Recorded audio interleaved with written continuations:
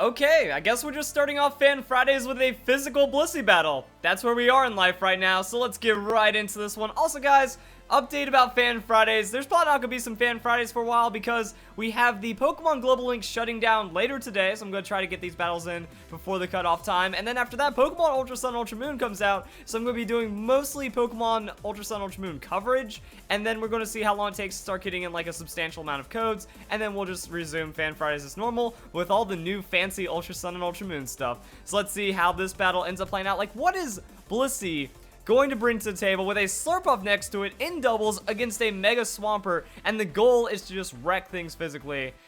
Could get fancy. So that's a Z move. Alright, and it's going to be Z move from the Blissey, boosting its speed sharply. What? Okay, Z Snatch Blissey for the... oh my god. It's going to steal the belly drum, isn't it? Skill swap. Oh, yo, I like the opponent's strat. Where's this guy? Where's him for Fan Fridays? He just went Sap Sipper Mega Swampert. But wait a second, guys. Where has this strat been? Because also, it's the Z Snatch. So double speed, stealing stats. And then as long as Blissey doesn't eat like a strong enough physical move, it's just going to survive.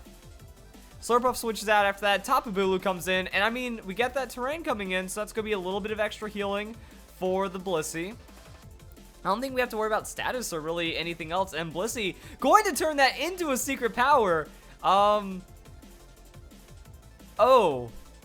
because I remember this when Pokemon Sun and Moon came out. I saw that grassy terrain and secret power give like a 30% chance to sleep, and that's going to be with Blissey's Serene Grace. So now Blissey, double speed, 60% chance to put the opponent to sleep.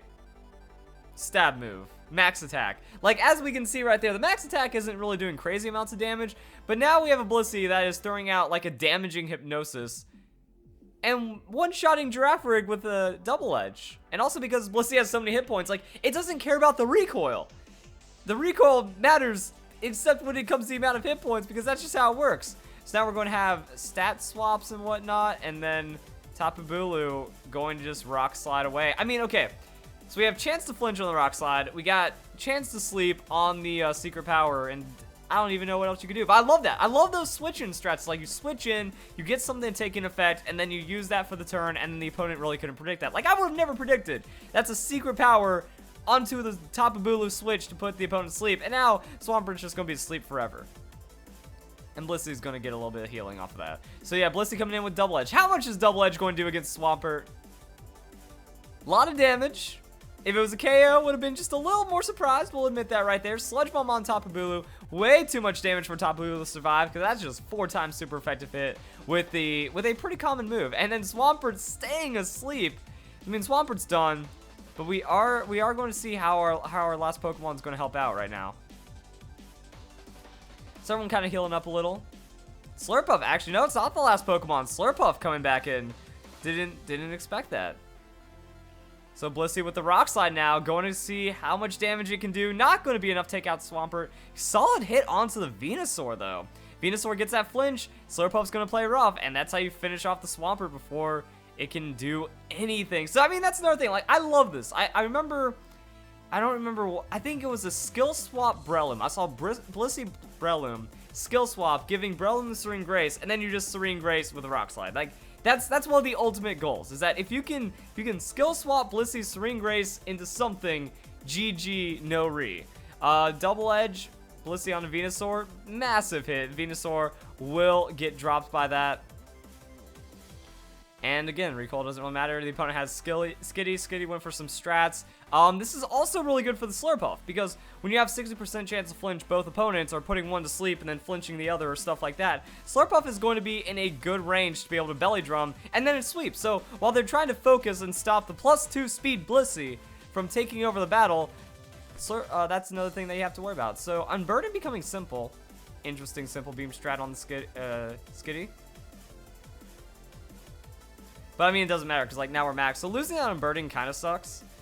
And the grass is going to disappear, and then the game is just going to be completely wrecked from this point. But I mean, it looks like the opponent was going for something, you know. He got a lot of setup onto a Swampert, and then it just didn't go anywhere after that. So not enough to KO the Skitty. Drain Punch, though, that'll be enough to deal a finishing blow. and that will be the end of the battle. What? I'm still like Z Snatch. So you snatch either an opponent's move for the setup, or you snatch an ally move. You get +2 on a tanking of Pokemon. You go and sweep the entire battle off of that one. Pretty nice. Now, I'm not super sure how that Blissey is invested, but hey, it has 55 on the speed, so doubling that speed can work out. I wonder if like there's like specific speed ranges or just outspeeds that we're looking for, speed creep in the rest of the stats, and then the Blissey is just pretty good from there. I mean, with the hit points and special defense already ridiculously scaled, I think you can actually get away with a speed invested Blissey and not really matter too much. Also, there's 2 Pokemon on the field. Slurpuff might get focused, other things could happen. I mean, it's just a weird strat, but it ends up working. And now let's go into the next battle, where this time we have just a completely different setup, some completely different shenanigans. The opponent running the Eviolite Chansey, though, and we're going to see where this one goes. Also, guys, I can always respect seeing the Giraffe Rig coming into play. So, Giraffe Rig, Mr. Mime. I mean, anything's possible. The world is now this team's oyster, because who knows what's going to go on. I could see some Trick Room. I could just see some epic shenanigans. Let's see what goes. Oh, man, Mr. Mime going to be faked out, though, taking solid amount of damage. Doesn't get to do anything else. And then we're going to go into the Z move as well. So massive setup for the opponent, and that's going to be Extreme Evo Boost. I don't really feel like talking, so I'm just going to skip ahead through this. Alright, so Eevee grabs a lot of stats off of that one, as we know. Like, I would have just had some random banter that really wouldn't make sense while that animation played. So we get the Trick Room up, Giraffe Rig going to twist those dimensions, and then we're going to go into Mr. Mime with the nasty plot. Fancy. Is he going to be around long enough to make it work, though? Giraffe Rig going to use the Dazzling Gleam. So Trick Room, Dazzling Gleam, a little bit of damage onto the Weavile. Eevee just got tanky, though, and yeah, not really seeing too many craziness off that Dazzling Gleam, and Mr. Mime will get wrecked by the Weavile. So nasty plot, not really going anywhere, and then Eevee's still managing the Baton Pass, even though it's like Trick Room, heavy advantage, heavy priority right there, not enough, and then that's bad. That's how the game ends. That's going to be GG. And you can't let the hacker style on you like that. Alright. So Malamar coming in with the superpower, though. I mean, Malamar just wrecks everything. So, damage check onto the Chansey. Superpower is going to land. It's alright, but I mean, dang, that's Eviolite Chansey, max defense, going to get that boosting, going to have an insane amount of hit point pool. Fortunately, Dazzling Gleam will be enough to take down the Weavile, and then also it's got +2 defense, +2 special defense, and then that's what I was expecting. I guess the Trick Room doesn't really help it, because we're playing on a slower pace, but I mean, that's still not good to deal with. This is the Extreme Evo Boost, minimize Chansey. Now, my guess is that Malamar waited for this one, because like that's topsy-turvy. You got topsy-turvy in there, and you can just go and take it. Beheeyem coming in on that Trick Room, though. Trick Room still very, very powerful with that Beheeyem. Like that Pokemon has some damage, yo. In some Mega Aerodactyl. So Mega Aerodactyl, not happy that it's in a Trick Room, but I mean, we're seeing switches. We're just seeing kind of pacing this one out right now. Malamar is going to fling the Iron Ball. So that's what it was doing to keep itself slow, and that's a one-shot onto the Aerodactyl. Dang. That's superpower boost, Joe. And then I think the idea is like just let Chansey keep setting up. If you topsy-turvy, it loses that Extreme Evo Boost setup, which is it's pretty ridiculous. So Beheeyem going to Miracle Eye. Never mind. Oh. Who does that? Who runs the Miracle Eye, let alone successfully? Because, yeah, it's like everyone complains about evasion. I mean, that's, you don't, it's just people complaining that they don't want to run the moves that they need to run to stop it. Miracle Eye coming in, making it to where Blissey gets identified. That evasion doesn't matter anymore. Doesn't understand what Miracle Eye does, I guess, because then keeps spamming that minimize. Superpower's gaining tons of stats right now on this Malamar. Chansey's going soft boiled, so now Trick Room wearing off. Chansey, the fastest thing on the field. Crazy. We're going to see where that ends up going. Eevee with the Shadow Ball. So Shadow Ball trying to do what it can, just chipping away at the Beheeyem. I mean, that's like considerable damage as it adds up. And if there was like another offensive Pokemon on the field. Now Malamar gaining the stats, keeps connecting, keeps getting a lot of damage right there. Eevee, that's like an instant one-shot. Beheeyem using Psychic onto Eevee as well. That's an instant one-shot. So yeah, Beheeyem showing off that it's got some good damage if it wants to use it. And then the game's just done. So Chansey coming in with that soft boiled, going to go for that heal stall, but Malamar's just gaining stats. I mean, again, like that's still one of the most disgusting Pokemon I've ever seen. It's Extreme Evo boosted minimize Eviolite Chansey. Like, there's just no way around that. So Malamar's attack is going to rise. Behemoth resetting the Trick Room. So, I mean, everyone just utilizes this Trick Room really well. I like the fling on that Malamar. Just did absurd amounts of damage. Chansey also just getting hit.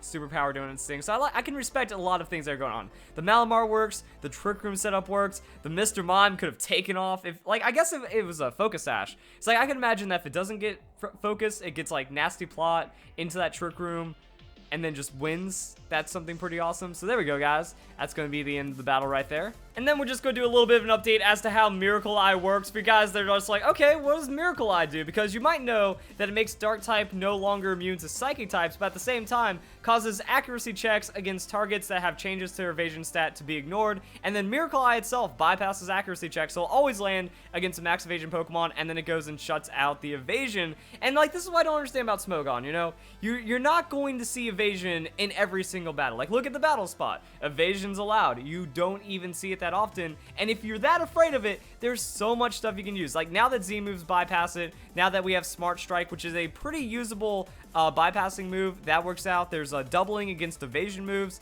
There's a lot of things like that. Like, evasion has been nerfed every generation substantially since the 4th generation, and people just don't understand. So yeah, kind of go through, understand that one. There's a lot of things that could go wrong. Solid battle, some solid teams, the physical Blissey coming in, the Trick Room awesomeness. I think that's a great way to start Fan Fries. So guys, enjoy the video, and I'll see you guys in the next one in a bit.